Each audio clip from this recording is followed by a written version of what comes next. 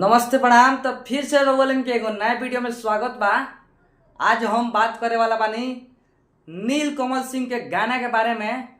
बहुत ही जबरदस्त गाना लेके आइल बड़न अपना खुद के चैनल पर, जौन चैनल के नाम बा नील कमल सिंह ऑफिशियल। जौन एल्बम के नाम बा फोटो से भरल बा मोबाइल। ई गाना बहुत ही हाई क्वालिटी में शूट भइल बा भाई लोग।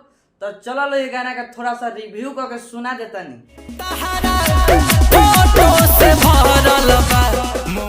तो भैया लोग रउआ सबके ई गाना कैसन लागल आशा में विश्वास करतानी रउआ सब नील कमल सिंह के फैन होके हम।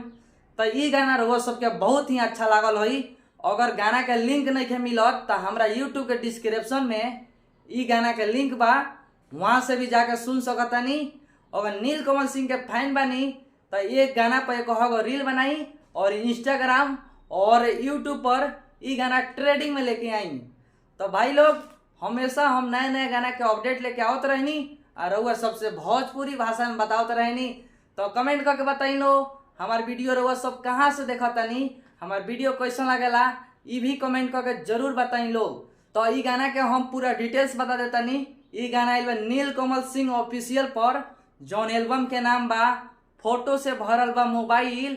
एमे एक्ट्रेस बाड़ी सृष्टि उत्तराखंडी जी, जौन एल्बम में काम कैले बाड़ी। राइटर बानी कुंदन पारिठ जी और म्यूजिक दिले बानी ARD आनंद जी। आ वीडियो डायरेक्टर बानी पवन पाल जी। और ई गाना के लेके आई बानी नील कमल सिंह ट्रेडिंग स्टार जी।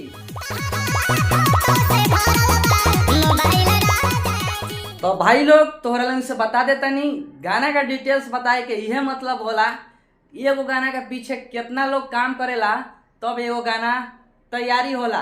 तो भाई लोग जाते जाते हम अपन परिचय बता दी। हम शायर में नारायण निराला, आप सबके छोट भाई।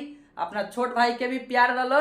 अगर हमारे चैनल पर नए बढ़ा लो तो हमारे चैनल के सब्सक्राइब कर लो। यूट्यूब बिहारी शायरी मस्ती, जय बिहार जय भोजपुरी समाज। तो भाई लोग मस्त रहलो, स्वस्थ रहलो और जहाँ भी रहलो इंजॉय मस्ती करते रहलो। तो फिर मिले नेक्स्ट वीडियो में, तब तक के लिए।